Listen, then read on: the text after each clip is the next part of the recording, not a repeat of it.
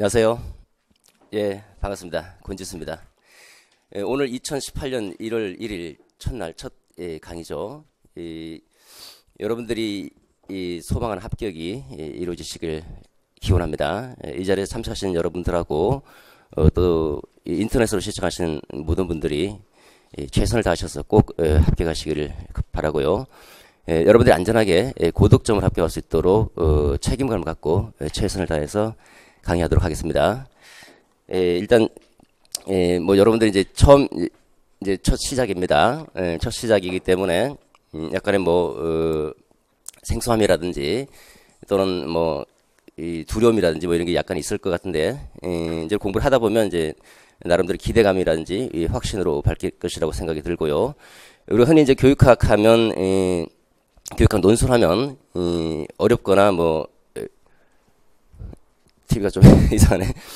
어렵거나 또는 뭐 두려움 뭐 이런 것들이 있기 마련이죠. 근데 교육학 논술이 어렵거나 두려운 것은 아마도 첫 번째는 교육학이 어렵기 때문이겠고, 둘째는 논술이 부담스럽기 때문일 거라고 생각이 듭니다. 교육학이 어려운 것은 교육학이 난해하기 때문이라고 생각이 들고요. 논술이 부담스러운 것은 글쓰기가 두렵기 때문이 아닐까 생각이 드는데, 교육학이 어려운 것은 어떻게 보면 전체적인 교육학의 구조를 파악하지 못하거나 아니면 피상적으로 이해하고 맹목적으로 암기하려고 하기 때문이라고 생각이 들고요. 논술이라고 하는 것은 또 마찬가지로 글쓰기에 대한 두려움 때문에 아마 막연한 불안감 그런 것들이 있을 것이라고 생각이 듭니다.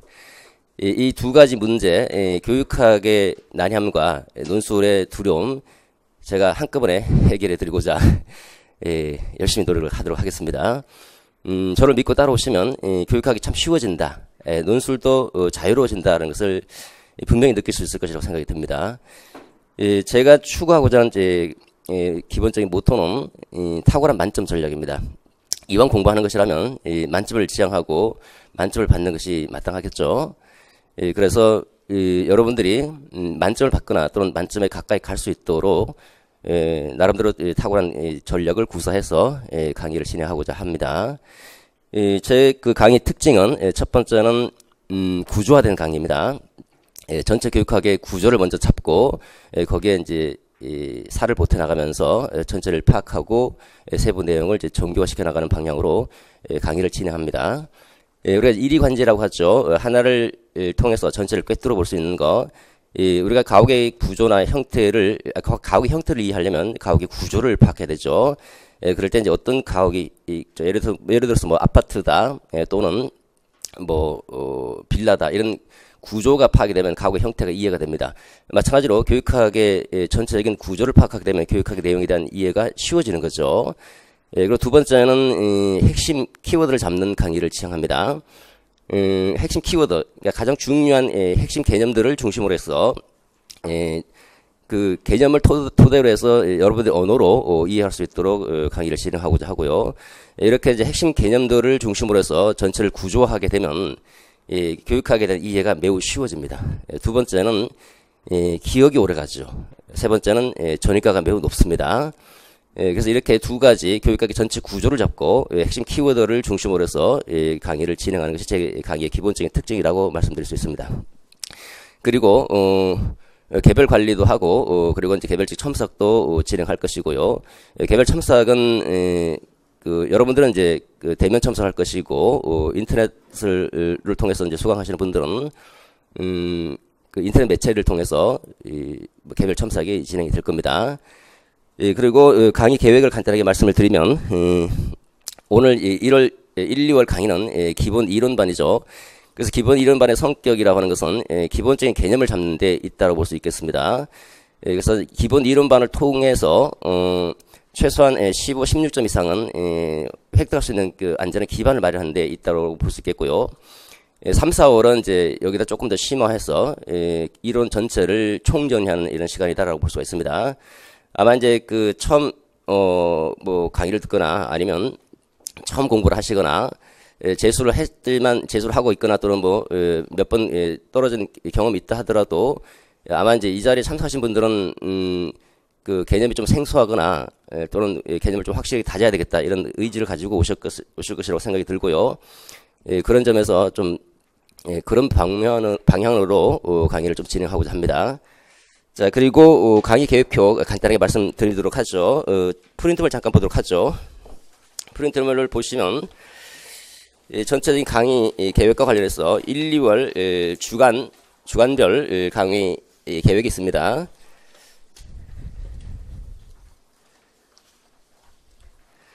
자, 기본 이론반 강의 계획표 프린트물을 잠깐 보시면 1주간에 걸쳐서 오늘과 내일에 걸쳐서 교육 과정학을 진행하고요. 그 다음에 이제 2주와 3주 약간 시간을 할애해서 교육 심리학을 진행하고 교육 방법론 2주간에 걸쳐서 진행이 됩니다. 5주 평가와 생활지도 상담, 그 다음에 교육 행정학은 2주간에 걸쳐서 4회 진행을 하게 되죠. 마지막 주가 이제 교육 사회학과 교육 사철학 이렇게 되어 있습니다. 출제 비중을 고려해서 이 강의 시간도 안배를 했는데 출제 비중을 간단하게 살펴보시면 우리 교재 앞부분에 있는데요.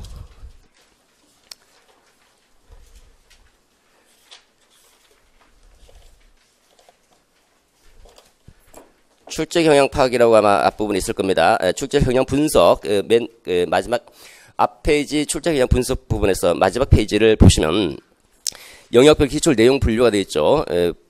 2014학년도부터가 본격적인 교육과 논술 시험 유형이 시작되는 시기고 2013학년도 중등특수는 중등특수에 한해서 교육과 논술을 시험적으로 시를 행한 것입니다.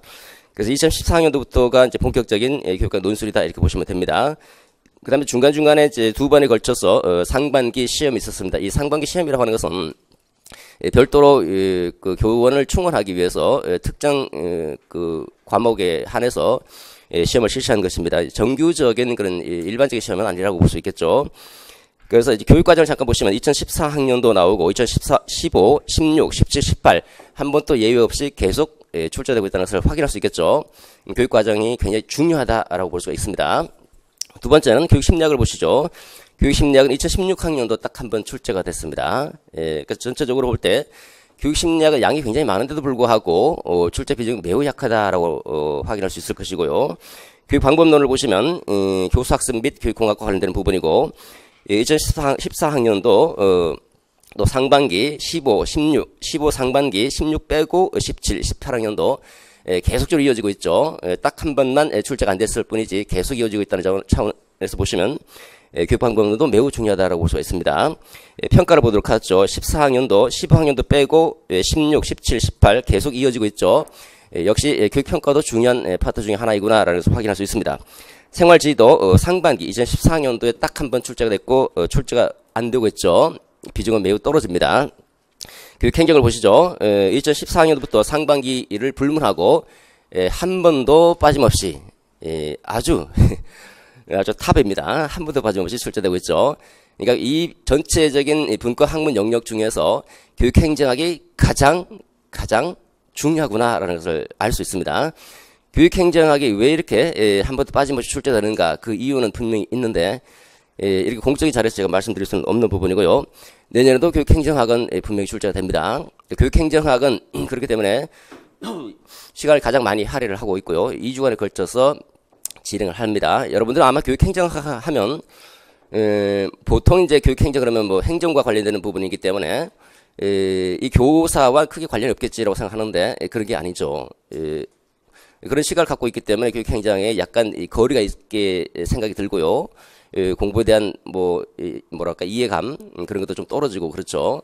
근데 교육행정학 참 재밌습니다. 여러분들 재밌게 교육행정학을 파악할 수 있도록 전체 구조를 쫙 잡고 진행하도록 하죠. 교육사회학을 보시면 2014학년도 한번 나왔고 상반기 두 번 나왔죠. 전체적인 정규적인 시험에서는 딱 한 번 출제됐다고 볼 수 있고요. 그래서 교육사회학도 비중이 떨어집니다. 교육사철학을 보시면 철학 부분에서 딱 한 번 2015학년도 철학이 한번 출제됐고 교육사는 서양 교육사든 한국 교육사든 불문하고 출제된 바가 한 번도 없습니다. 우리가 이제 상식적으로 생각해봐도 교육 현장에서 발생하는 여러 가지 문제에 대해서 교육학적인 개념과 안목을 가지고 문제를 해결하는 것이 이제 교육학 논술이라고 한다면 이런 역사적 측면을 가지고 교육 현상의 문제를 해결하기는 매우 어렵죠, 그죠? 매우 어렵습니다. 그런 점에서 교육사, 서양 교육사든 한국 교육사든 출제 비중이 현격히 떨어질 수밖에 없다라고 하는 것을 알 수 있을 것입니다. 이렇게 해서 전체적으로 보시면 우리가 꼭 중시해야 될 부분, 어떤 분과 학문에서 중시를 해야 될 것인가를 생각을 해본다면 첫 번째, 교육 행정이 매우 중요하다라는 것이고, 두 번째, 교육 과정, 세 번째, 교육 심리, 교육 평가, 요 네 가지가 전체 분과 학문 영역 중에서 가장 큰 비중을 차지한다는 것을 알 수 있겠고, 그러면 여러분들이 공부를 전략을 세울 때 또 이 부분에 조금 더 집중해 주셔야 된다는 겁니다. 나머지도 물론 중요한 부분이 있겠지만 무엇보다도 여기에 조금 더 강조점을 두시면서 한 번 더 볼 수 있도록 이렇게 공부를 하는 것이 중요하다고 볼 수 있겠죠. 이런 차원에서 이제 강의 계획을 그렇게 세웠습니다. 자, 그 다음에 강의 계획표 그 세부 활동을 잠깐 보시면 월화반 같은 경우 정규 시간이 이제 9시 반에서 1시 30분까지 진행이 되죠.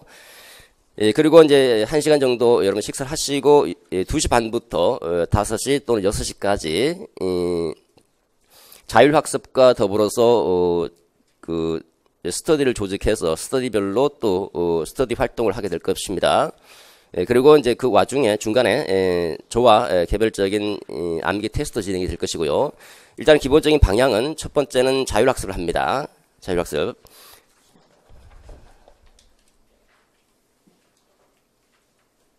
어디 있지? 이게 뭐야?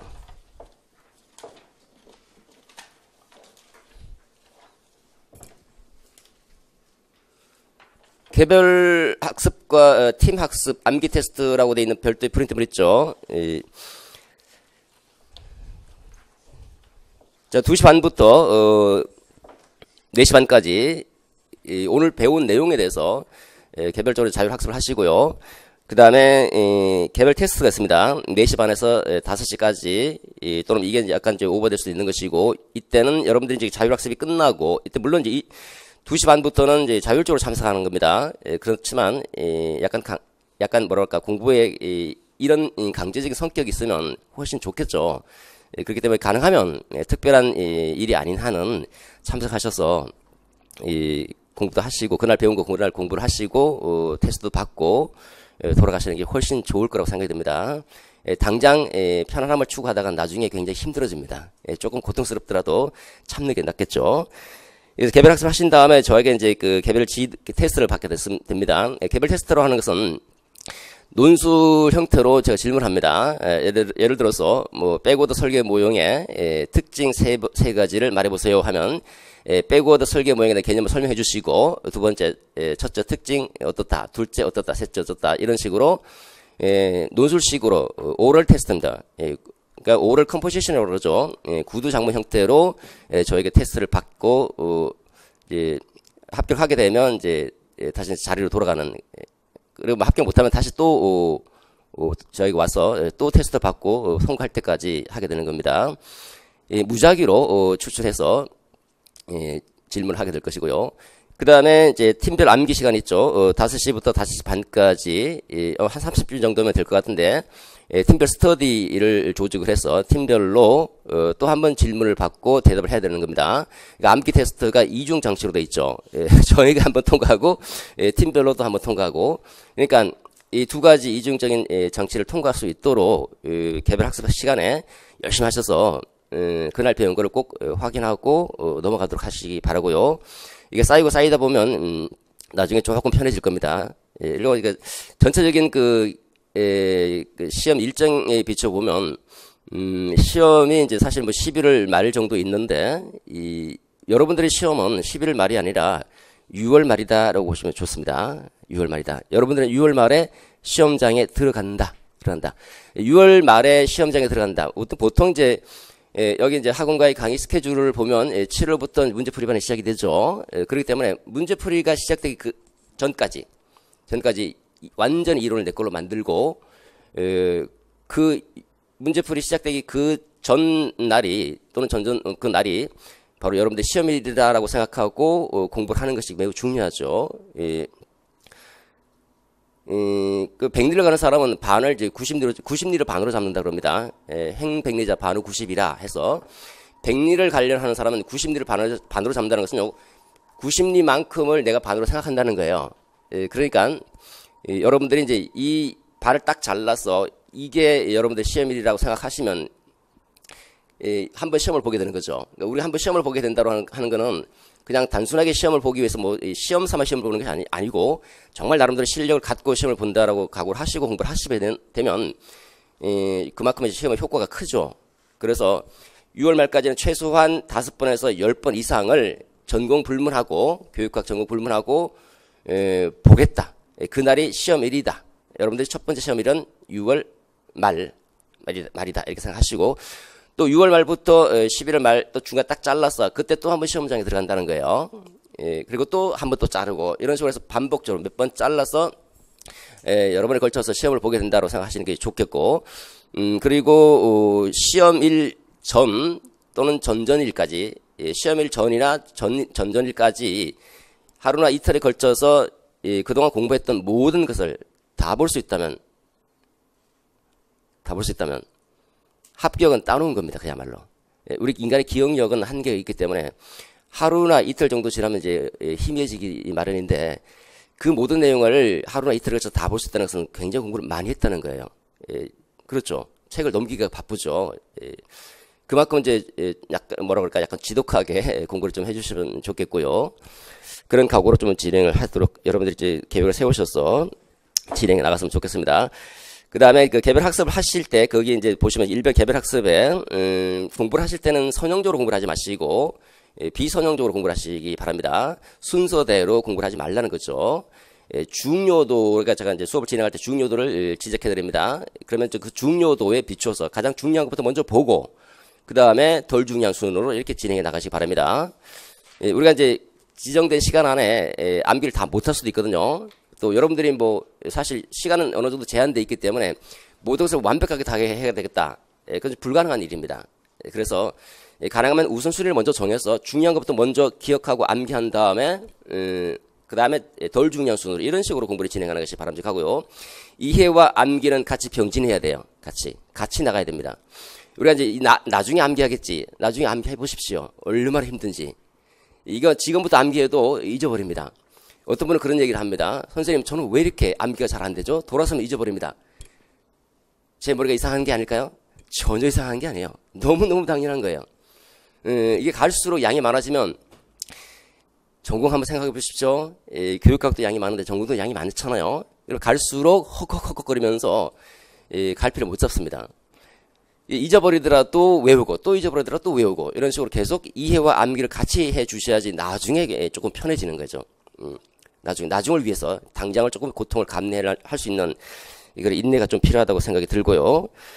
그 다음에 이제 테스트 문항을 이제 뭐 구두로 이제 뭐 생각하셔서 좋고 뭐 글로 써서도 좋고요. 5문항 정도 준비하셔서 보통 한 이제 5인 정도가 이제 한 팀이 될 텐데 뭐 팀 스터디는 뭐 이제 여러분들 이거 카드가 있죠. 카드에 스터디 밑에 하단에 세 번째 줄인가 거기 보면 이제 스터디 신청란이 있는데 신청하시는 분들이 저한테 신청해 주시고 그리고 신청하신 분들끼리 이제 스터디를 진행하는데 스터디라는 것이 별게 없습니다. 스터디가 여러분들이 모여서 뭐 어떤 내용에 대해서 서로 뭐 토의하고 이게 아니에요. 여러분들이 다 잘 모르는 사람들끼리 모여서 토의할 게 뭐가 있습니까? 토의하지 마시고 궁금한 게 있으면 저한테 물어보십시오. 그냥 바로. 이게 굉장히 안전한 해결책이 되지 않습니까? 또는 인터넷으로 물어보셔도 좋고요. 그러니까 저한테 물어보시면 되는 것이고 여러분 스스로 공부하시다가 모르는 게 있으면 저한테 물어보세요. 직접적으로. 제가 바로 여기 있으니까. 그리고 스터디는 아까 말씀드린 대로 암기 테스트를 하기 위해서 만들어지는 거예요. 그래서 이렇게 5문항을 준비해서 한 문항 정도를 질문하게 됩니다. 한 문항 돌아가면서 한 문항씩 가능하면 이제 중복이 되지 않도록 그래서 한 30분 정도면 충분할 거라고 생각이 들어요. 그 다음에 이제 그 팀별 암기 방법을 보시면 이제 팀 리더를 결정하시고 리더는 이제 돌아갈 수 있도록 매번 리더가 바뀔 수 있도록 하시고 테스트 순서도 매번 이렇게 이제 바뀔 수 있는 형태로 진행했으면 좋겠고요. 다섯 문항 중에서 다른 사람과 중복이 안 되는 한 문항 정도를 물어보도록 하시고 그 문항에 대해서 이제 간단한 피드백을 해주는 겁니다. 뭐 잘했다, 좋다, 뭐 이런 정도. 자, 그렇게 이제 진행이 된다라고 생각하시면 됩니다. 그 사이에 이제 저와 여러분들이 개별적으로 또 암기 테스트가 있습니다. 이렇게 이중적인 암기 테스트가 있다라고 보시면 됩니다. 이거 저도 시간 할애해서 하는 거고 하는 것이기 때문에 어떤 면에서 이제 약간 이렇게 심리적인 압박 정도가 될 수도 있기 때문에 잘 활용하시면 매우 효과적입니다. 그래서 가능하시면 참석하시는 것이 좋겠다라고 생각이 들고요. 자, 그 다음에 그래서 합격 카드는 신원 시간에 저 뒤쪽에 책상 위에 올려주시면 되겠습니다. 그러면 제가 보고 내일부터 진행할 수 있도록 스터디가 진행이 될 수 있도록 하죠. 그 다음에 이제 과제가 있죠. 과제가 매일 하나씩 이제 과제가 나갑니다. 오늘 과제는 이제 그 백워드 설계 모형의 장점 3가지를 설명하시오라고 돼 있죠. 요거 공부를 하신 다음에 쓰시기 바랍니다. 보고 쓰지 마시고 요 문항에 대해서 뭐 예를 들어서 다른 거 못 외웠다, 이걸 못 외웠다 그러더라도 이걸 외운 다음에 책 덮고 이렇게 쓰도록 하시기 바랍니다. 간단하게 쓰십시오. 너무 많게 쓸 필요가 없는 거예요. 우리가 생각해 보십시오. 실제 여러분들 논술 보면요, 교육학 논술이 지면이 2페이지입니다. 한 페이지에 25줄씩 있어요. 총 50줄입니다. 50줄. 50줄로 되어 있고 제한 시간이 60분입니다. 논점은 총 4개 논점이 나옵니다. 그리고 우리가 생각해 보시면 2페이지를 꽉 채웠다고 가정했을 때 서로는 다수줄을 넘어갈 수가 없어요. 넘어가도 돼요. 근데 넘어가면 안 돼요. 된다고 그러는데 안 되는 거는 다른 중요한 논점, 본론에 영향을 받기 때문에 그래요. 시간도 없고. 그래서 5줄 넘어가지 않도록 3줄에서 5줄 정도 사이에 서론을 쓰게 되는 거예요. 서론. 결론도 똑같아요. 결론도. 그래서 꽉 채웠을 때 5줄 정도 생각해 볼 수 있고, 그러면 서론 5줄, 물론 3줄 정도 나올 겁니다. 보통 3줄에서 5줄. 서론 5줄, 결론 5줄. 빼면 10줄 나가면 50줄에서 40줄이 남죠. 40줄이 나오면 40줄의 논점이 총 4개가 출제가 됩니다. 논점 4개 각각 10줄씩 꽉 채웠다고 가정했을 때 10줄씩 넣으면 총 40줄이 되죠. 그래서 2페이지가 꽉 찹니다. 물론 제한시간 60분 안에 2페이지 다 채우는 사람은 거의 없어요. 시간상 제한이 있기 때문에 2페이지가 잘 안 채워집니다. 그렇기 때문에 한 논점당 많아야 6줄에서 8줄 정도밖에 못 채워요. 보통 보면. 그래서 한 페이지 절반 정도가 채워지게 됩니다. 보통. 그러면 6줄에서 8줄 정도를 가지고 논점 하나를 쓴다라고 가정했을 때 그 하나의 논점에 또 세부 논점이 3가지 또는 4가지가 나와요. 예를 들어서 장점 2가지, 단점 2가지를 쓰시죠. 그러면 총 4가지가 돼버리잖아요. 그죠? 4가지 되면 하나에 한 줄씩만 써도 4줄이에요. 이미. 한 줄씩만 써도. 그럼 간단하게 뭐 개념도 설명해야 될 것이고 주제문도 작성해야 되겠죠? 그러면 6줄이 돼버리잖아요. 벌써. 한 줄만 써도 6줄. 더 쓸 수 있을까요? 시간상 없어, 시간상.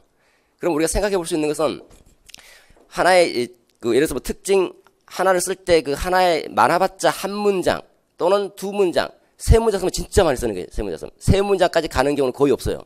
3문장까지 가면 10줄 꽉 채워집니다, 그야말로. 근데 어렵습니다, 시간상. 그래서 보통 한 줄, 2줄.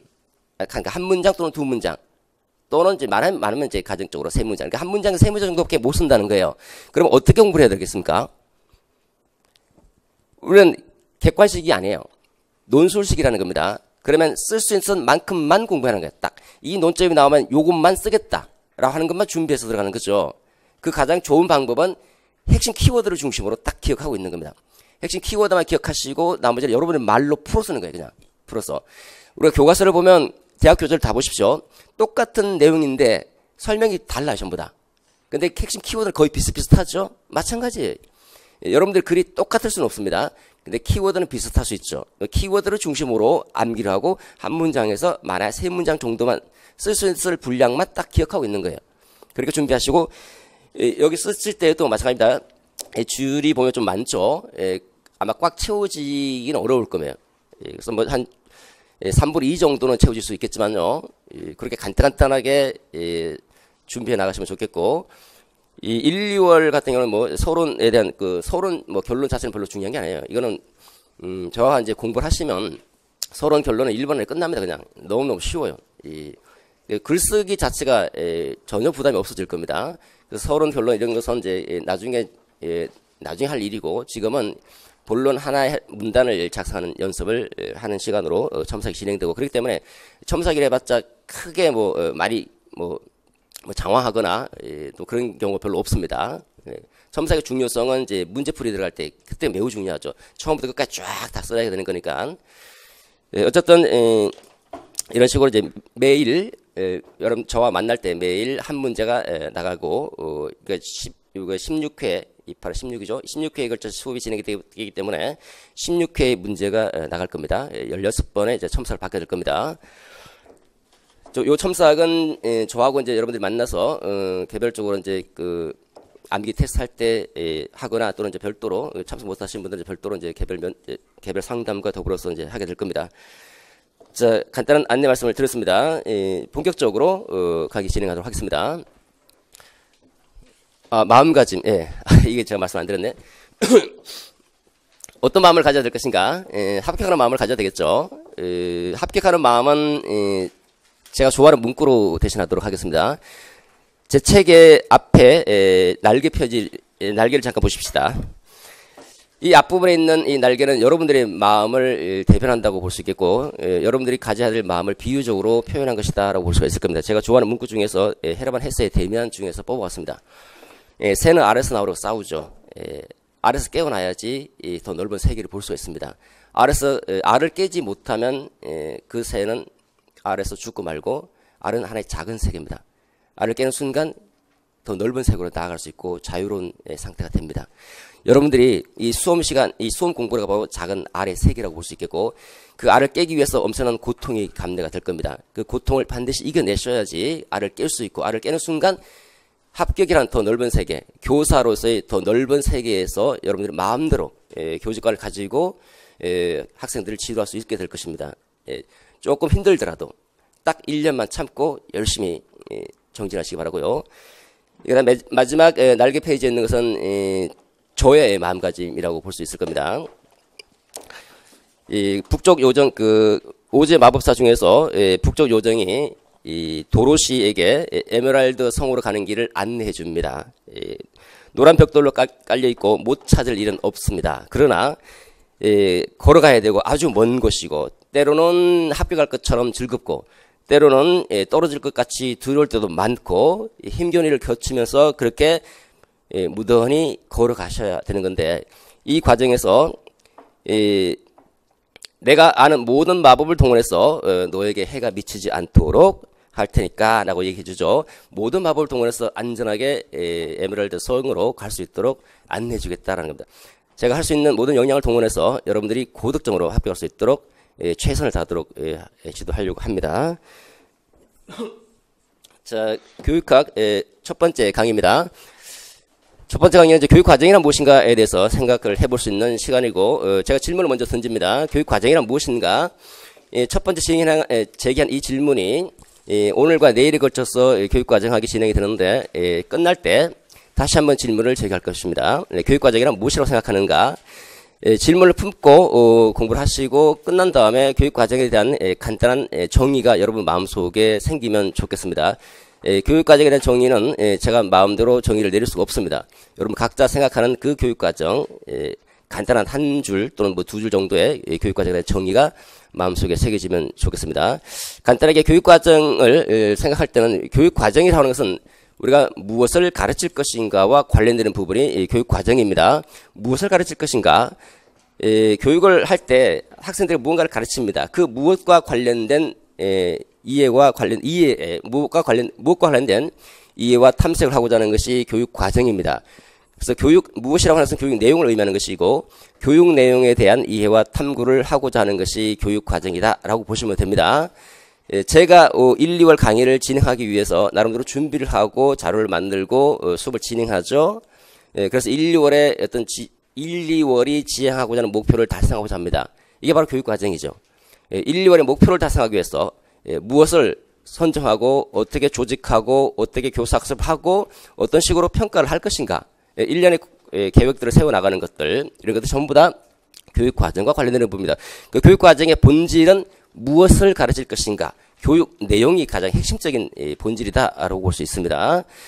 이 교육 내용과 관련해서 교육과정이라고 하는 것은 영어로 보면 이제 커리큘럼이라고 그러죠. 커리큘럼의 어원은 쿠레레입니다. 쿠레레. 쿠레레는 두 가지 의미가 있는데 간단하게 이해하는 부분입니다. 전통적인 쿠레레의 개념이 있고요. 전통적 개념은 명사적 의미를 띠고 있습니다. 명사적 의미의 쿠레레는 전통적 개념이고, 현대적 개념은 동사적 의미를 띠고 있습니다. 이게 무슨 말인가 하면 명사적 의미라고 하는 것은 쿠레레는 이제 말이 달리는 경주 코스를 얘기하는 거죠. 말이 달리는 경주 코스. 그래서 경주마가 여기서 시작해서 일정한 목표 지점까지 간다 그러면, 여기가 목표 지점이다 그러면 이 목표를 향해서 달려가는 이런 경주 코스가 있죠. 이 경주 코스를 쿠레레다라는 거고, 그래서 이 경주 코스는 교육적 측면에서 볼 때는, 교육적 측면에서 볼 때 교수 요목이다라고 하는, 교수 요목. 교수 프로세스와 관련되는 겁니다. 교육의 과정 관련되는 것. 그러니까 여기서 이렇게 진행하는 이 과정, 여러분들이 대학의 교육 과정을 이수해서 대학의 학위를 받았다 하는 것은 대학의 정상적인 교육 과정을 이수했다는 것이고, 그것은 바로 대학의 경주 코스, 다시 말해서 코스 오브 스터디, 교수 요목을 거쳐서 통과했다는 겁니다. 1학년 단계, 2학년, 3학년, 4학년 과정을 거치면서 목적지까지 통과했다는 것, 이 경주 코스를 다 거쳤다라는 거죠. 코스 오브 스터디. 그러니까 첫 번째 명사적 의미는 경주 코스를 의미하는 것이고, 이 경주 코스는 교육적 측면에서 볼 때 교수 요목이다, 코스 오브 스터디다라고 하는 겁니다. 그렇기 때문에 교육 과정을 하는 사람은 이 경주 코스를 잘 설계를 해야 되는 거예요. 설계를. 이 목적지, 이 목표 달성을 위해서, 최종적인 관문을 통과하기 위해서, 목표 달성을 위해서 무엇을 선정하고, 어떻게 조직하고, 어떻게 교수학습을 하고, 어떤 식으로 평가할 것인지에 대한 일련의 절차와 과정을 생각하는 것이 바로 이제 교육 과정이다라고 볼 수 있고, 이것이 명사적 의미에서 쿠레레입니다. 쿠레레. 그래서 명사적 의미에서 쿠레레는 바로 이제 교수 개발, 교육과정 개발과 밀접한 관련이 있다라고 볼 수 있겠죠. 두 번째입니다. 동사적 의미는 이 말이, 경주 말이 이렇게 이제 지나가면서 뭐 물 웅덩이도 지나갈 것이고 뭐 흙더미도 지나갈 것이고, 지나가면서 이렇게 달리면서 체험하는 거, 뭘 체험하는가? 체험한다, 경험한다와 관련되는 것이 현대적 개념의 쿠레레입니다. 요거는 체험이다. 체험. 경험이다. 그래서 나름대로 의미를 형성한다 라고 하는 것. 체험과 경험과 반성을 통해서 의미를 형성하는 이 과정을 현대적 의미, 현대적 개념 또는 동사적 의미의 쿠레레다라고 하는 것이고, 요 이 후자가 중요합니다. 후자가. 이거 몰라도 되지만 요거는 분명히 알아두셔야 됩니다. 나중에 그 파이너라고 하는 학자가 나오는데, 파이너가 쿠레레에 복귀해야 된다라는 얘기를 하고 있을 때, 그때 말하는 그 쿠레의 개념이 뭔가라고 물어본다면, 그때 쿠레에 복귀한다는 말은 현대적 개념인 동사적 의미로 사용되고 있는 것이고, 동사적 의미로서 학습자의 체험과 경험, 이를 통한 의미 형성 과정을 중시하는 개념이다라는 거예요. 체험한다, 경험한다. 학습자 중심이다, 학습자 중심. 약간 이거는 이제 교사 중심적이라고 볼 수 있겠죠. 이건 학습자 중심적입니다. 2015 개정교육과정이 지향하는 방향은 학생 중심이에요, 학생 중심. 학습자 중심 부분에 초점을 잘 맞추셔야 되죠. 그래서 이제 이거보다는 얘기가 더 중요한 부분이고, 요것만 알아두시면 됩니다. 지금은. 그게 22페이지인가 뭐 26페이지인가 아마 있을 겁니다. 그 상단에. 참고로 참 그 원래 교재가 한 권이었는데, 이 편집상 보시면 지면이 이 양쪽에 여백이 조금 많습니다. 그러다 보니까 실제로 글자의 폭은 작년 교재보다 더 줄어들었어요. 그리고 설명을 조금 더 추가하다 보니까 부득이하게 양이 늘어나 버렸습니다. 제가 이제 이거 미리 보고 확인하고 이제 했었어야 되는데, 그 편집하시는 분들이 편집이 일정하게 다 됐는데 다 날라갔다고 그러더라고요. 다시 해야 된다고 그래서 시간이 없어서 그냥 이렇게 여백을 좀 더 줄이지 못했어요. 그러다 보니까 이제 실질적으로 보면 이제 글자의 폭이 조금 줄어들어서 전체적으로 양이 조금 늘어나는 형태가 되어버린 꼴이 되었습니다. 자, 그래 어쨌든 이렇게 보시면 저 체험하고 의미 형성한다라고 하는 이게 바로 컨텐츠입니다. 컨텐츠 내용과 관련되는 내용 또는 경험과 관련되는 부분이죠. 내용 경험 무엇을 가르칠 것인가라는 것, 뭘 가르칠 것인가, 뭘 가르칠 것인가. 교사 입장에서는 교육 내용이 되는 것이고 학습자 입장에서는 학습 경험이 될 것입니다. 이 경험과 교육 내용 또는 한마디로 얘기하면 그 내용이겠죠. 이 내용을 볼 때 뭘 가르칠 것인가라는 볼 때 내용을 보면 크게 교육과정 4조에 비춰볼 때 교육과정 4조 교가냐 아동이냐 이게 크게 두 가지로 대별이 됩니다. 교가를 가르치자 아동을 가르치자. 진보주의 교육 철학의 슬로건 진보주의 교육 철학 슬로건은 We teach children not subjects. 우리는 교가를 가르치는 것이 아니라 아동을 가르친다라고 얘기해요. 교가를 가르치는 것이 아니라 아동을 가르친다. 저때 교가라고 하는 것은 교가 지식을 얘기하는 것이에요. 지식을 가르치는 것이 아니라 아동의 경험을 가르친다라고 얘기를 합니다. 그래서 교육과정 철학, 교육과정 4조를 보면 두 가지 축의 긴장관계가 명확하게 읽을 수 있습니다. 긴장관계를. 어떨 때는 얘를 강조했다가, 어떨 때는 얘를 강조했다가, 마치 시계추가 좌우로 왔다 갔다 하는 식으로 왔다 갔다 하면서 긴장관계를 유지하고 있어요. 교가 지식을 강조한다, 아동의 경험을 강조한다. 교가 지식을 강조하는 것을 우리가 교가 중심 교육과정이다라고 얘기합니다. 교가 중심 교육과정. 그 다음에 교가 중심 교육과정은 교가를 중심으로 교육과정을 구성하는 것을 얘기해요. 교가를 중심으로 해서 교육과정을 구성한다. 이건 나중에 나옵니다. 교가를 중심으로 해서 교육과정을 구성한다. 그럼 교가는 뭔가 문화유산이에요. 문화유산. 전통적으로 쭉 전해져 내려오고 있는 그 문화유산을 교가 형태로 국어 형태, 역사 형태, 물리 형태 교가 형태로 담아서 가르친다는 겁니다. 그러면 그 교가 형태는 학습자의 경험과는 전혀 무관해요. 학습자가 있기 이전부터 전통적으로 전해 내려왔던 문화유산입니다. 학습자의 흥미, 관심, 필요, 요구와 전혀 관계가 없는 거예요. 전혀. 그리고 이걸 교사가 학습자에게 전달해 주는 거예요. 체계적으로 조직해서 전달해 주는 거. 그렇기 때문에 다분히 교사 중심적이고 학습자의 경험과 흥미와 필요와는 전혀 무관하죠.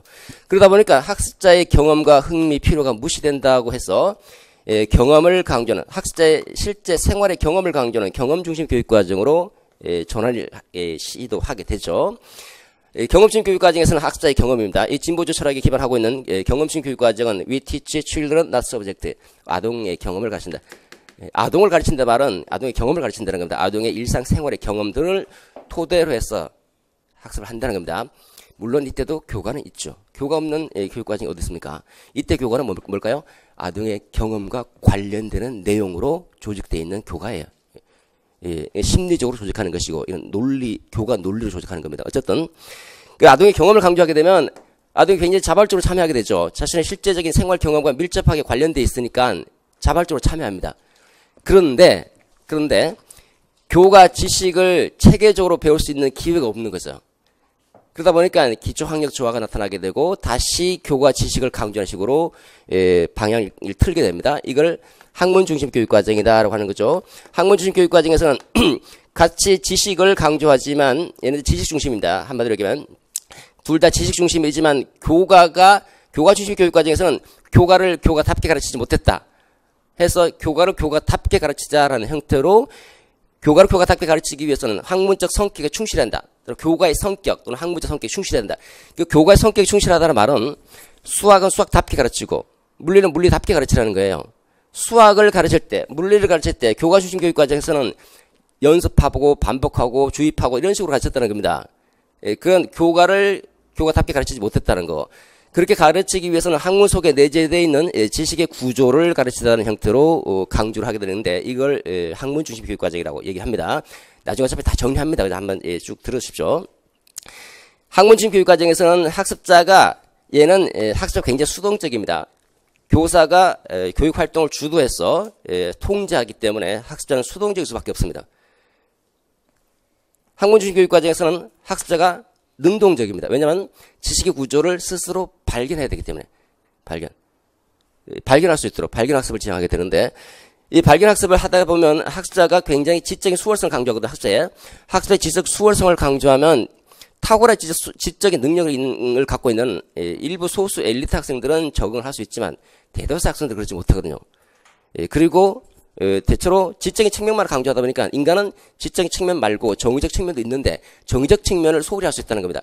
그 정의적 교육에 대한 소홀에 대한 반성으로 야 인간이라고 해서는 그렇지 않다는 인간 중심 교육 과정이 나타나야 됩니다. 그래서 인간 중심 교육 과정에서 모든 경험을 다 모든 경험을 토대로 해서 인간 형성을 지향하자라는 인간 형성. 쉽게 얘기하면 자아 형성 또는 뭐 자아 실현, 전인 형성 이렇게 주장하는 것이 인간 중심 교육 과정입니다. 인간 중심 교육 과정은 경험을 강조해요. 경험을. 의도적이든 의도적이지 않든 모든 경험을 다 강조합니다. 이를 통합하고자 하는 것이 통합교육과정이죠. 통합교육과정이고 그 다음에 2015 개정교육과정을 우리가 역량중심 교육과정이다라고 얘기합니다. 역량중심. 통합교육과정은 물론 중요합니다. 이게 우리나라의 교육과정의 그 변천을 보면 1차 교육과정, 2차, 3차, 4차, 5차 이후. 역량중심 교육과정은 물론 통합교육과정 형태입니다. 통합교육 형태예요. 별도로 역량을 강조, 우리 2015 개정교육과정을 보시면 핵심 역량 6가지를 제시하고 있습니다. 그 역량에 비추어서 교육과정이 쫙 진행이 되고 있죠. 또 교육과정으로 보시더라도 국어과, 수학과, 사회과 보시면 전부 다 그 교과 역량이 따로 있습니다. 교과 역량. 그래서 역량을 중심으로 교육과정을 구성하고 있으니까 역량 중심 교육과정이다라고 얘기를 할 수 있겠죠. 여기까지가 우리가 봐야 될 부분인데, 자 이렇게 보면 이 중에서 우리가 뭐가 더 중요할 것인가 살펴보시면 얘는 크게 중요성은 없는 거죠. 우리가 지향해야 할 방향은 아니죠. 실패한 교육과정이라고 볼 수 있습니다. 왜? 지나치게 학습자를 수동적으로 만든다는 거잖아요. 수동적으로. 얘는 학습자 중심이잖아요. 학습자 중심. 그러니까 매우 중요한 부분 중에 하나이죠. 이거 이미 출제됐습니다. 얘는 역시 학습자의 능동성을 요구하고 있죠. 핵심 개념을 강조했죠. 우리 2015 개정교육과정도 역시 핵심 개념을 강조하고 있습니다. 그러니까 얘도 중요한 파트이죠. 얘도 물론 중요하죠. 근데 이 철학적 기반이 조금 약해서 좀 중요성이 약간 떨어진다고 볼 수 있습니다. 얘는 매우 중요하다라고 볼 수 있어요. 우리가 2015 개정교육과정 창의 융합형 교육과정이라고도 합니다. 창의 융합형 인재를 양성하겠다. 2015 개정교육과정이 지향하는 인재는 창의 융합형 인재입니다. 융합적인 사고를 하자는 거예요. 융합적인 사고를 하려면 분과 학문을 토대로 이루어진 분과 교과로는 힘듭니다. 교과와 교과를 가로지르면서 통합적으로 사고할 수 있는 안목을 키워줘야 되기 때문에 통합적인 교육과정 형태로 수업을 진행하는 것이 바람직하다고 볼 수 있겠죠. 그러면서 볼 때 통합교육과정은 매우 중요하다라고 볼 수 있죠. 그 다음에 당연히 역량중심 교육과정이니까 역량중심도 매우 중요한 부분 중에 하나이다라고 볼 수가 있습니다. 자, 이것을 우리가 이제 교육과정의 유형, 또 형태다라고 얘기합니다. 형태다. 형태. 그 형태로 보면 이걸 이제 이 공식적으로, 표면적으로, 공식적으로, 문서로 만들어진 교육과정을 우리가 공식적 교육과정이라고 합니다. 공식적인 문서로 돼 있다. 그래서 공식적 교육과정이고, 교육과정은 공식적인 문서 이외에 잠재적 교육과정도 따로 있습니다. 잠재적 교육과정.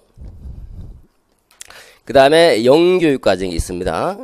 이렇게 교육과정의 유형을 층을 나눠보면 공식화 정도에 따라서 공식적 교육과정, 잠재적 교육과정, 교육과정이 아예 배제된 영교육과정 세 개 층으로 나눠볼 수 있겠고, 아이즈너가 제시한 겁니다. 교육과정 층위. 그래서 교육과정 전체로 보면 쿠레레라고 하는 이 개념에서 우리가 파악을 해볼 때 교육과정 하면 교육과정 개발과 관련된 부분 하나, 두 번째 교육과정 형태에 관련된 하나, 또 두 가지입니다. 두 가지가 교육과정 전체 그 구조다라고 볼 수 있고, 그 다음에 교육과정 어떻게 운영할 것인가 하나를 덧붙이면 이제 운영, 교육과정 실제라고 볼 수 있는데 실제 넓게 보면 이제 세 가지 정도 살펴볼 수 있고요. 개발과 유형과 관련된 부분입니다. 그래서 교육과정 여러분들 싱킹맵 잠깐 보십시오. 싱킹맵은 별도로 제가 드렸는데 잘 활용하시기 바랍니다. 이것만 딱 들고 나머지 내용들이 떠오르면 매우 좋죠. 매우 좋죠. 이거를 이제 뼈대를 만들어 놓은 거죠. 이 뼈대에다가 살을 보태는데 살을 너무 많이 보태면 좀 곤란합니다. 예를 들어서 어떤 교과 중심 교육 과정이다 그러면 교과 중심 교육 과정에다 살을 덧붙인다 그러면 개념, 특징, 장단점 이 정도 써놓는 거예요. 그 정도 써놓고 그 다음에 개념 떠올라야 되는 것이고, 특징 떠올라야 되는 것이고, 장단점 떠올라야 되는 거예요. 이게 완벽하게 되면 이게 지워버리면, 아, 개념, 특징, 장단점 있지. 개념 뭐야? 특징, 한 3개만 얘기할게. 3개만. 그 다음에 장단점 2개씩 얘기해 줄게. 또는 장점 3개, 단점 2개. 이렇게 떠올라야 되는 거예요. 떠올라야 되는 거예요. 안 떠오르면 어떡합니까? 책 찾아보는 거예요. 책 찾아. 정말 안 돼. 정말 기억이 안 난다. 그러면 간단하게 키워드만 몇 개. 이렇게 써놓는 거죠. 나중에 이게 싹 지워지고, 진짜 이것만 딱 보고도, 개념 특징 이렇게 몇 가지로 분류가 되고, 개념 뭐고 이렇게 딱딱딱 떠오르면 완벽하죠. 그러면 시험장에 요거 하나만 들고, 그러면, 가볍게 가는 거죠. 근데 이제 이게 공부하는 양이 많기 때문에 이거 하나만 들고 다 떠오른다면 정말 그 사람은 아주 이상한 사람이에요. 삶이 피곤해요, 그 사람은. 왜냐면 너무 기억력이 좋기 때문에, 기억력이 좋으면 삶이 피곤해집니다. 자꾸 잊어버리고 그래야 되지. 그리고 저는 이제 공부는 양을 줄여가는 공부를 지향합니다. 여러분들이 시간이 갈수록 자꾸 양을 늘려가시는 분들이 있어요, 보면. 강의하시는 분들 중에서도 뭐 양을 늘려가시는 분들이 있다고 그러는데, 이거 정말 바람직하지 못한 거예요. 정말 힘들어집니다. 처음에는 양이 많았다가 갈수록 점점 줄어들어야 돼요. 아마 5, 6월인가 7, 8월 정도부터, 작년 강의에 비춰보면, 핵심 터치 1, 2, 3라고 하는 게 있는데, 핵심 개념 딱 쓸 거, 한 줄에서, 한 문장에서 3문장 정도 딱 쓸 것만 딱 정리해서 한 200페이지 정도 분량? 300페이지 분량밖에 안 돼요. 그거 하나만 딱 들고, 다 기억하는 겁니다. 그거는 지금 나와 있는 이 교재를 더 줄여서 뺄 거 빼고 다 빼고, 진짜 알맹이만, 모아놓은 게 핵심 터치 1, 2, 3입니다. 그리고, 이 책으로 이 교재로 이제 공부를 하신 분들은 이 교재를 계속 가셔도 상관없어요. 여기서 중요한 것만 다시 뽑아온 거니까. 또 말도 또 제가 다시 제 말로 다시 풀었어. 이것도 물론 제 말로 다 풀어서. 저는 책을 다 정리하는 스타일이지, 뭐 줄글로 되어 있는 거 막 이렇게 막, 뭐랄까, 이렇게 덧붙이는 그런 성격이 못 돼요. 딱 깔끔하게 공부를 할 수 있도록 핵심 키워드를 앞에 뽑아놓고, 키워드만 생각하면 나머지가 이제 떠오를 수 있도록 그런 식으로 간단하게 정리해서 또 어려운 건 또 제 말로 다시 풀어서 쏘는 겁니다. 시간은 좀 많이 걸리지만 공부하기 매우 편할 겁니다. 자, 이렇게 이제 생각을 해볼 수 있죠. 이제 본격적으로 전체 싱킹 맵을 한번 잡아보도록 하죠. 교육과정 개발과 관련된 첫 번째. 자, 여러분 싱킹 맵을 잠깐 보시면 개발과 유형과 그 다음에 실제, 교육과정 실제가 뭔가 이렇게 세 가지로 있다는 것을 확인할 수 있을 겁니다. 첫 번째, 교육과정 개발은 교육과정 어떻게 개발할 것인가 관련된 부분이고, 교육과정 어떻게 개발, 어떤 코스로, 어떤 목표를 향해서 어떤 내용을 조직하고, 어떻게 선정하고 조직하고, 어떻게 그러니까 교사학습하고 평가할 것인가 관련되는 부분이 개발과 관련되는 부분입니다. 이 개발과 관련된 부분은 이 개발 절차라고 하는 것은 일반적인 절차예요. 일반적인 절차. 일반적인 절차는 현대에서 일반적인 절차를 만들어 놓은 것이고, 기원은 여기에 있어요. 여기. 교육과정 개발 모형. 개발 모형이 중요해. 개발 모형. 개발 모형은 모형화해 놓은 겁니다. 모형화해 놓은 것이라고 하는 것은 시각화해 놓은 것, 시각화. 간단하게 시각화. 전체를 간단하게 파악할 수 있도록 시각화해 놓은 것을 모형이다라고 했죠.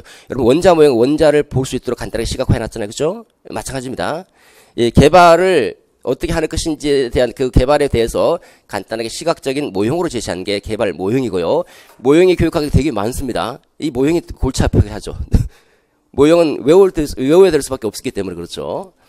자, 먼저 개발 절차와 관련해서 보면 일반적인 절차는 목표를 먼저 설정하시고 하고, 내가 1, 2월 강의를 할 때, 1, 2월 강의가 지향해야 될 방향이 뭘까?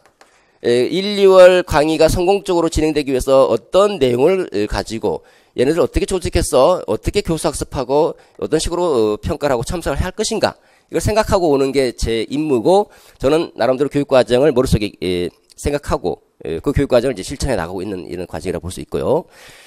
요거는 여기서 나온 게, 특히 타일러에서 영향을 받아서 일반적인 개발 절차를 현대적으로 만든 것이기 때문에 타일러만 알면 얘는 그냥 끝이에요. 끝. 타일러를 중심으로 생각하시면 되고, 거기서 타일러에서 몇 가지를 덧붙인 것에 불과하기 때문에 타일러만 아시면 돼요. 그냥. 일단 여기서 보시면 내용 선정과 조직, 우리가 아까 말씀드렸지만 교육과정이라는 것은 무엇을 가르칠 것인가라는 것이고, 그것은 교육 내용과 관련되는 부분이고, 그러면 이 중에서 가장 교육과정에서는 필수로 요구되는 것은 교육 내용과 관련된 성찰이죠. 어떤 내용을 선정할 것이고 어떻게 조직할 것인가 문제가 매우 중요한 파트라고 볼 수 있습니다. 그러면 내용 선정 조직 원리가 매우 중요한데 요거 2017학년도 출제됐잖아요. 출제. 근데 매우 기본적인 거예요. 매우 기본적인 거. 매우 기본적인 건데 이 수험생이 제가 알기로 한 80% 정도가 답을 못 썼어요. 왜 못 썼을까요? 저는 도대체 이해가 안 돼요. 왜? 강의에서 별로 안 들었던 거죠. 그러니까 문제로도 다루지도 않고. 이런 매우 중요한 파트예요. 기본은 굉장히 중요하다. 기본은. 이렇게 점수를 주려고 하는데도 맞추지 못하더라는 거예요. 타일러만 알아도 쉽게 해결할 수 있습니다. 그래서 요게 나왔다 그러면 이제 우리가 다음에 생각할 수 있는 건 이제 목표 정도 생각해 볼 수 있죠. 근데 조금 중요성은 높지는 않습니다. 그 다음 교사학습과 평가는, 물론 교육과정을 전공하는 사람은 교사학습도 알아야 되고 평가도 알아야 돼요. 전체가 다 교육과정 관련되는 부분이니까 핵심은 교육 내용이지만, 그러면 교육과정을 공부하는 사람은 교육과정 책을 보시면 대학 교재 같은 경우는 어떤 경우는 교사학습 부분도 들어가 있고 평가도 들어가 있어요. 교육과정이라는 이름 제목 하에. 왜냐하면 다 관련되어 있으니까. 근데 우리는 교수학습은 교수학습 및 교육공학에서 별도로 또 분과학물이 또 따로 있죠. 거기서 취급하는 것이고 평가는 평가 영역에서 다시 취급하는 겁니다. 요거 두 개 싹 빼면 요거 두 개밖에 없습니다. 지금 우리가 살필 것은. 자, 얘보다는 이제 얘가 더 이제 본격적인 내용이죠. 얘는 어차피 타일러를 중심으로 해서 이해하면 되는 것이고 교육과정 개발 모형입니다. 개발 절차를 제시하고자 하는 이론적인 모형. 개발 절차를 제시하고자 하는 이론적인 모형이 있고요.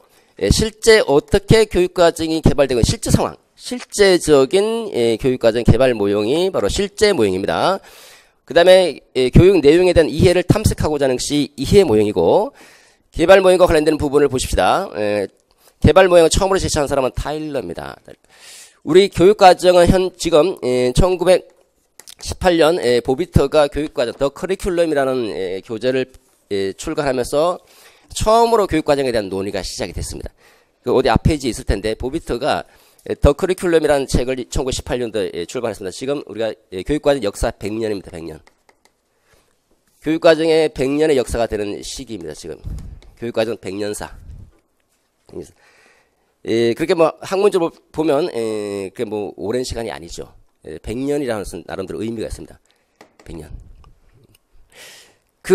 이게 나오고 이제 모형을 처음 제시한 사람은 이제 타일러고 타일러 합리 모형은 그냥 기본이다라고 보시면 돼요. 그냥 이게 중요하다, 덜 중요하다를 떠나서 당연히 하라고 있어요. 당연히. 그러니까 지난번 2017학년도 나왔던 교육 내용의 조직 원리가 얘만 알면 어차피 얘가 똑같은 거니까 얘로 보셔도 되고 얘로 보셔도 되고 상관없습니다. 타일러는 일련의 합리적인 절차를 제시합니다. 교육 목표를 설정하라. 목표 설정. 두 번째는 경험을 선정하라. 세 번째는 경험을 조직하라. 네 번째는 평가를 실시하라. 교육 목표 설정, 경험 선정, 경험 조직, 평가. 그러니까 이 네 가지 절차로 진행된다. 이렇게 설명합니다.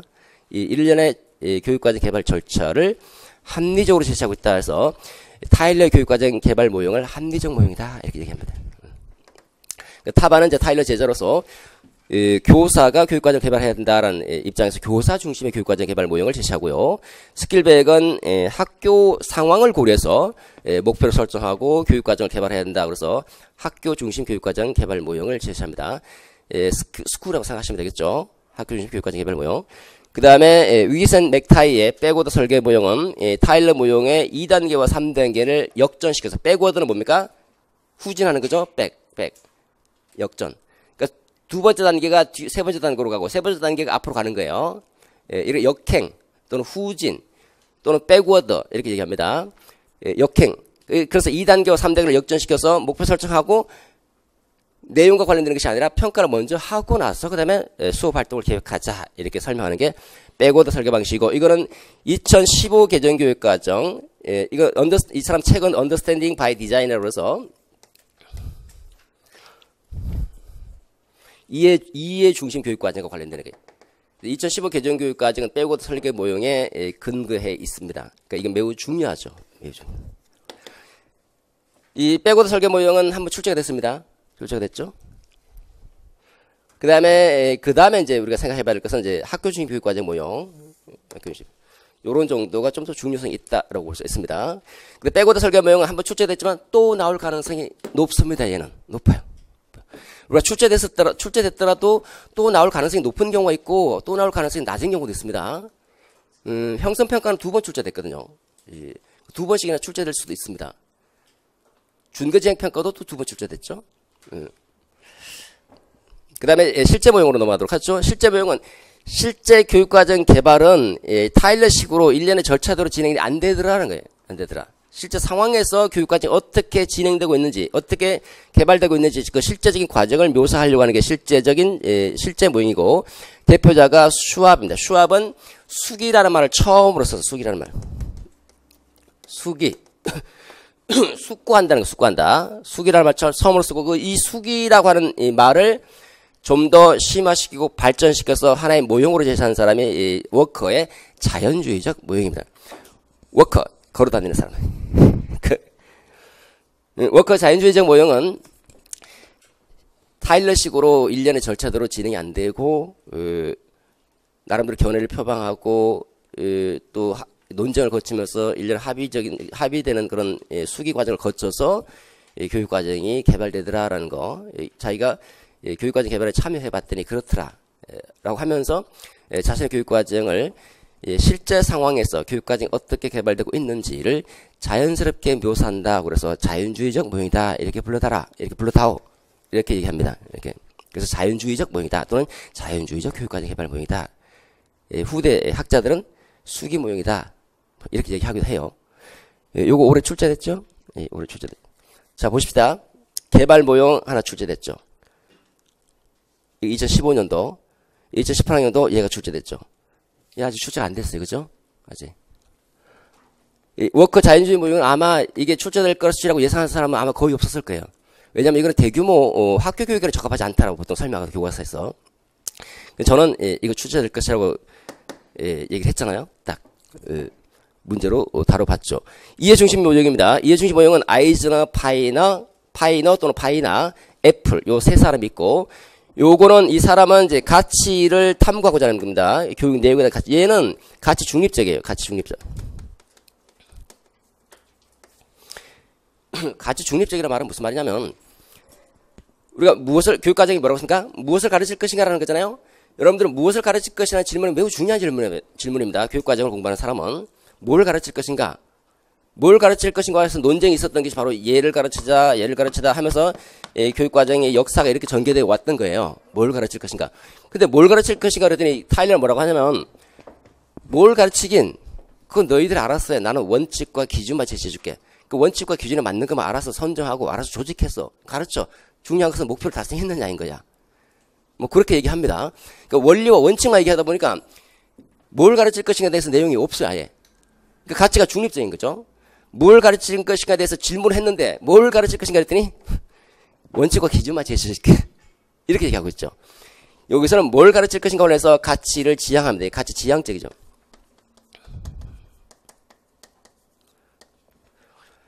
여기 아이즈는 예술적 접근 모형에서는요, 아이즈는 예술가와 같다라 교육과정 개발하는 사람은 예술가는 상상력을 동원해서 예술 작품을 만들죠.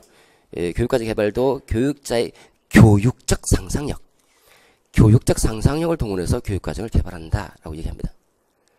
교육적 상상력이라는 말이 무슨 말인가? 이 개념도 알아두셔야 됩니다. 그 다음에 파이너는 실존적 재개념, 실존, now and here, 바로 여기, 네가 경험하고 체험하는 바로 너 하나하나가 다 교육과정이야. 너 하나하나가. 내가 살아왔던 경험들이 어떤 것이고 앞으로 살아갈 미래 상황은 어떤 것인데 내가 현재 뭘 경험하고 있고 뭘 느끼고 있고 나에게 내면에 나오는 목소리는 뭔지 그걸 귀 기울여서 자기가 찾아서 교육과정 자기가 만들어가는 학생들이 학습자가 교육과정을 만들어가는 거예요. 그래서 교육과정 재개념화 실존적으로 교육과정을 재개념한다. 매우 중요하죠. 왜? 학습자 중심적이잖아요. 학습자 자기가 자신의 교육과정을 만들어가는 겁니다. 요 아이즈너도 물론 중요하죠. 애플은 약간 정치 구조적 차원에서 교육과정을 접근합니다. 정치 구조적 차원에서. 교육과정의 내용을 들여다봤더니 그 뭘 가르칠 것인가의 내용이 대부분 지배 집단의 이데올로기와 관련되어 있더라는 거예요. 그 지배 집단의 이데올로기를 문화적으로 재생산하고 있더라는 그런 비판을 가하는 것이 애플입니다. 애플. 신교육 사회학자예요. 그 신교육 사회학적 입장에서 접근하는 건데 이렇게 해서 교육 내용에 대한 가치를 탐구하고 있습니다. 어떤 가치를 지향하고 있는지 요거 다음 다음 타자는 얘가 되겠죠. 그죠? 보십시오. 나왔잖아요? 얘 나왔죠? 그 다음에 다음 타자 준비하십시오. 누가 나오겠습니까? 얘 아니면 얘. 얘는 조금 부담스럽죠. 이거는. 여기 애플은. 지배 집단에 우리가 지금 우리 교육과정이 여러분 학교 현장에서 선생님이 지배 집단의 이데올로기가 과연 교과서 들어가는지 한번 볼까? 뭔가 좀 부담스럽잖아요. 그죠? 그래서 출제 안 된다고 말은 할 수 없지만 중요한 사람입니다. 그렇지만 약간 출제하는 사람이 약간 부담스러울 수 있다. 얘 둘은 크게 부담이 안 된다. 그래서 이 둘이 더 중요하지 않을까. 그 다음엔 얘는 행정고시 한번 나왔어요. 얘는. 행정고시는 뭐 정책과 관련되는 부분이니까 이런 것도 살필 필요가 있죠. 근데 여러분들 교사 입장에서는 조금 부담스러운 입장이 됩니다. 자, 그래서 교육과정 개발과 관련해서 보면 개발 모형의 대표자인 타일러, 합리 모형은 얘와 빗대어서 얘가 출제가 됐죠. 그 다음에 개발 모형 위기스 맥타이 나왔고 얘가 나왔죠. 얘는 또 나올 가능성이 약합니다. 얘는. 이거 별표 쳤네? 출제됐죠? 이건 출제될 가능성이 이제 약해요. 제가 이렇게 별표를 칠 때 이게 나중에 뭐 7, 8호부터 또 달라지기도 해요. 왜냐면 제가 출제 경향을 또 다시 살펴보고 학계 동향을 살펴봐야 되니까 지금 입장에서 제일 중요한 걸 이게 말씀을 드리는 겁니다. 얘 나왔죠? 그 다음에 이제 여러분 여기에 조금 더 집중하는 것이 낫습니다. 그렇게 많지는 않습니다. 양이. 됐죠? 그 다음 두 번째로 넘어가도록 하죠. 유형입니다. 이렇게 개발된 교육과정의 형태를 살펴보도록 하겠습니다. 유형은 공식적 교육과정, 잠재적 교육과정, 영교육과정을 크게 구분해 볼 수 있고 공식적 문서로 만들어진 교육과정을 공식적 교육과정이고 교과 경험, 학문, 인간, 통합, 역량 중심 교육과정 이렇게 살펴볼 수 있습니다. 자, 여기서 경험 중 유형에서 얘가 출제가 됐습니다. 경험 중 한번 또 나올 가능성이 조금 약해요. 약합니다. 그 다음에 생각해 볼 수 있는 것은 학문 중심 교육과정 조금 중요하겠죠. 그 다음에 통합 교육과정 중요합니다. 역량 중요하겠죠. 그죠? 이 중에서 더 중요한 것은 통합과 역량이다. 알아보셨습니다. 자, 잠재적 교육과정이 있고 영교육과정. 자, 공식적 교육과정에서는 보시면 학문 중심 교육, 경험 중심 교육 한번 나왔습니다. 학문 중심 교육과정은 아까 말씀드린 얘도 학습자 중심적이에요. 학문 중심 교육과정도 학습자가 지식의 구조를 자기 스스로 발견해야 되는 것이니까. 그래서 요거는 이제 교수 학습 파트 발견학습이 출제가 됐어. 발견학습. 이거 출제가 됐죠. 교육과정에 출제된 것이 아니라 얘와 관련된 학문중 교육과정에서 시행하는 발견학습. 얘는 이제 교수 학습에서 이제 다루는 부분입니다. 물론 교육과정에서 다루게 돼요. 저는 교수 학습 파트로 돌려버렸습니다. 그냥. 얘가 출제된 거죠. 그 다음에 다음 두 번째 타자가 얘죠. 얘 출제됐습니다. 잠재 교육과정. 그 다음 얘는 출제가 안 됐죠. 그러면 얘 중요하죠. 잠재 교육과정은 또 나올 가능성이 있는 파트 얘는. 그래서 교육과정 유형에서는 일단은 경향을 보면 여기서는 이제 나올 만한 애들이 나왔죠. 이쪽으로 나오고 얘 아직 안 나왔죠. 여기서 한번 물어보면 얘가 나올 것이고 아니면 얘 한 번도 안 나왔던 얘 이렇게 거론될 수 있는데 2018학년도 초등교직 논술에서 나온 게 이 영교육과정이에요. 영교육과정. 이게 중등 교육학 논술에서 나와야 되는데 얘가 지금 예순서거든요. 근데 예순서인데 초등에서 교직 논술에서 나와서 여기서 중등에서 안 나온 것 같고 그래서 초중 교직 논술에서 이제 동요 장학이 출제됐거든요. 동요 장학 올해 2018년도 출제가 됐잖아요. 그죠? 초등에서 나오는 거 중등에서 나와요. 둘 다 낼 수는 없잖아요. 동요 장학도 되고 영교육과정도 되고 좀 뭔가 이상하죠. 영교육과정의 개념을 물어봤거든요. 동요 장학 2016학년도 초등교직 논술에서 반두라가 출제가 됐습니다. 그해 2016학년도 중등 논술에서 반두라 관찰학습 그대로 나왔어요. 그대로. 2017학년도 안 나왔고 2018학년도 동요장 나왔죠. 중등에서 그대로 동요장 나왔죠.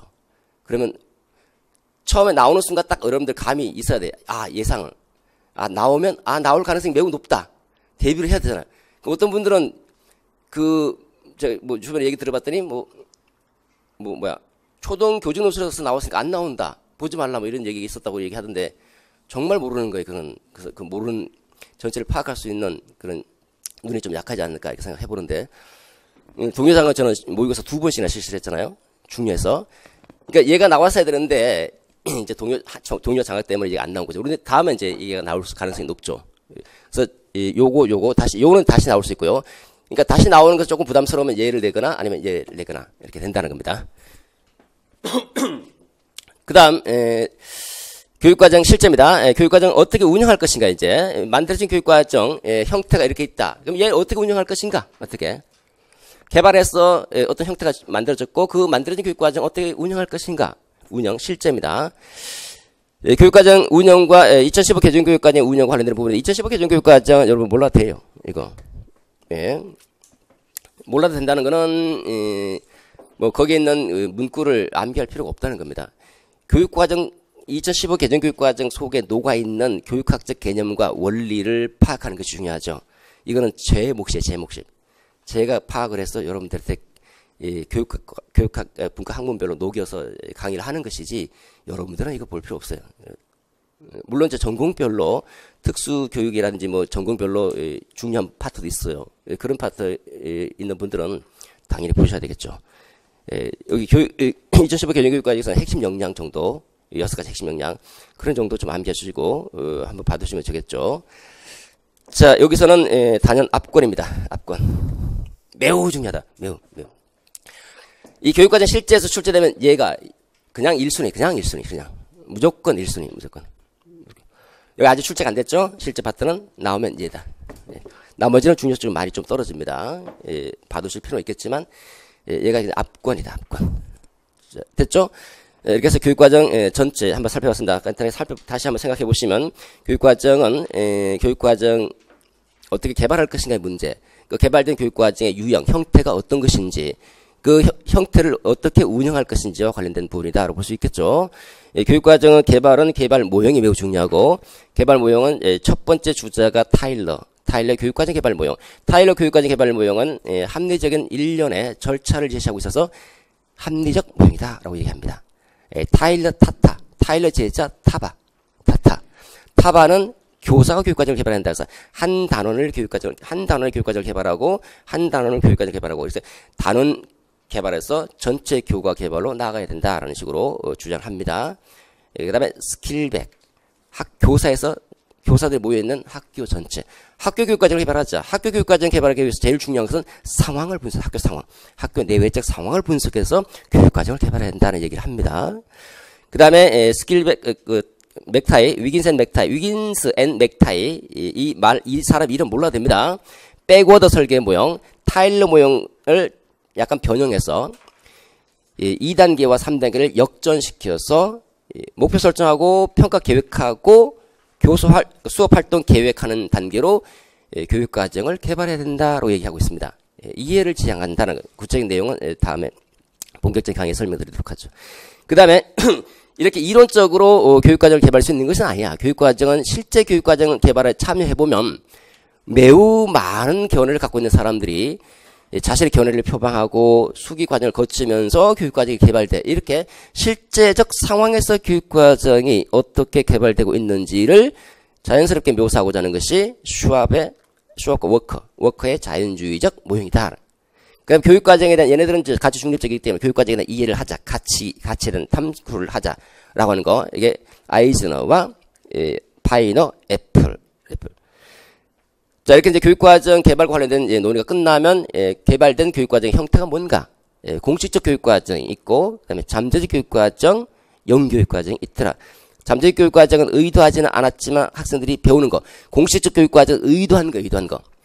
공식적 교육은 문서로서 의도한 거. 문서로 의도한 것이고, 문서로 의도해서 배운 거예요. 근데 잠재적 교육과정은 의도하지는 않았지만 배운 거. 얘도 배운 거예요. 그 의도성이면서 약간 다르죠, 그렇죠? 둘 다 학습은 똑같아요. 둘 다 학습을 한 겁니다. 영교육과정은 아예 공식적 교육과정에 의도적으로 빼버린 거. 그 공식화 정도가 점점 약해지죠? 아예 빼버려서 학습 기회조차 없는 거, 학습하지 못한 거. 이렇게 세 가지 층으로 나눠진다. 그 다음에 교육과정을 어떻게 운영할 것인가, 운영과 관련된 또는 실행과 관련된 부분, 스나이더의 교육과정 실행의 관점, 교육과정 운영의 관점, 세 가지로 구분합니다.